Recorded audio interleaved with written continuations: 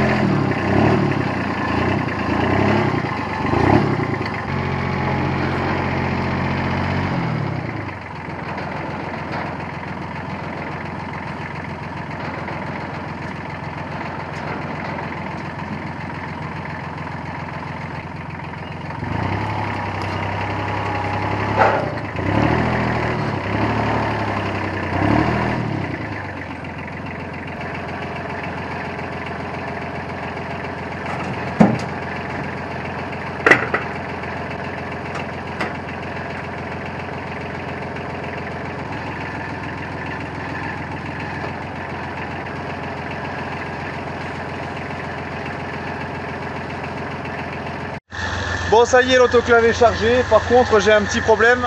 Je peux pas refermer la bennette correctement parce qu'en fait, il dépasse ici. Alors, le truc, c'est que j'ai la possibilité de laisser la porte couchée parce qu'il y a des triangles qui viennent s'appuyer ici. Voilà, donc ces triangles-là. Mais je sais pas si ça va passer, donc on va essayer. Et puis sinon, je prendrai la porte dans le godet.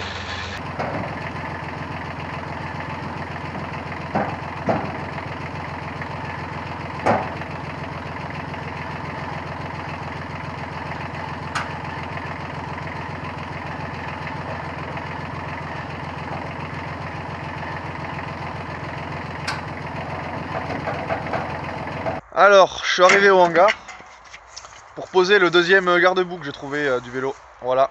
Donc ça, c'est le garde-boue avant. Il y a 2 semaines, dans la vidéo, j'avais trouvé le garde-boue arrière qui se trouve juste là. Voilà, avec le vélo, donc on peut voir le vélo. Et là, c'est le garde-boue avant. Il était caché derrière l'autoclave, le petit coquin. Là. On le voyait pas. Et il y avait ça aussi. Ça, je sais pas ce que c'est. Voilà. Mais on va l'amener aux poubelles, on va passer par les poubelles. L'autoclave, je vais le ramener chez moi pour la s'y remettre. Et puis voilà. Ah oui, et au fait, la porte en fait c'est passé. J'ai réussi à la refermer parce qu'en fait je l'ai mise à l'envers. Voilà. En fait, vous voyez, les trucs ils sont de ce côté-là. Voilà.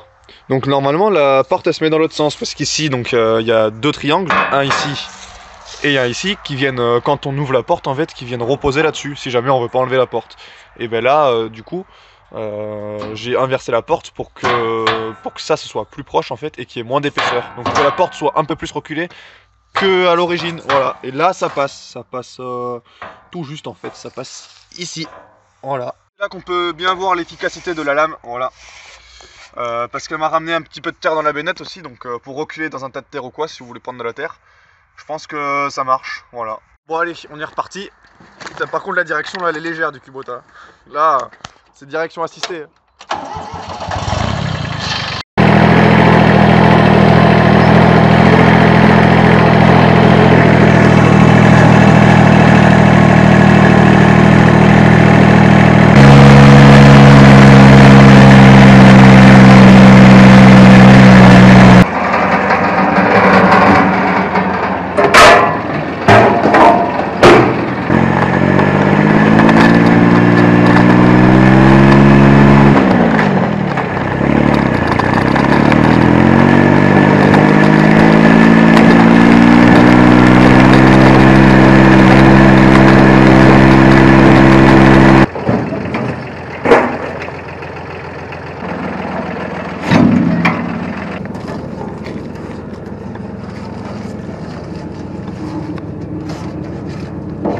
Bon, du coup, là je vous filme l'outro parce que j'avais oublié de la filmer, je m'en suis rendu compte au montage. Alors du coup l'autoclave on l'a amené à la Sirmette, donc alors on n'a pas le prix exact de l'autoclave parce qu'on n'a pas amené que ça, on en a amené pour 400 kilos précisément.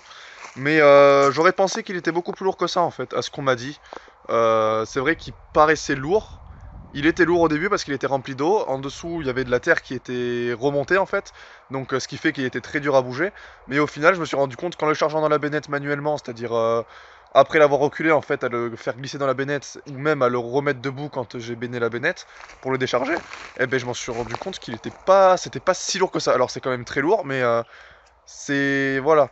J'aurais pensé beaucoup plus lourd que ça. Pour vous dire, on s'est même pas embêté avec le tracteur, on l'a chargé à la main dans la remorque. Donc vraiment. Par contre, le couvercle, il est très très épais, il est très très lourd. Et bon, si l'autoclave avait été entièrement comme ça, là oui, il aurait fait au moins 200 kilos, mais ce n'est pas le cas en fait. Le pied, il est vraiment très très fin.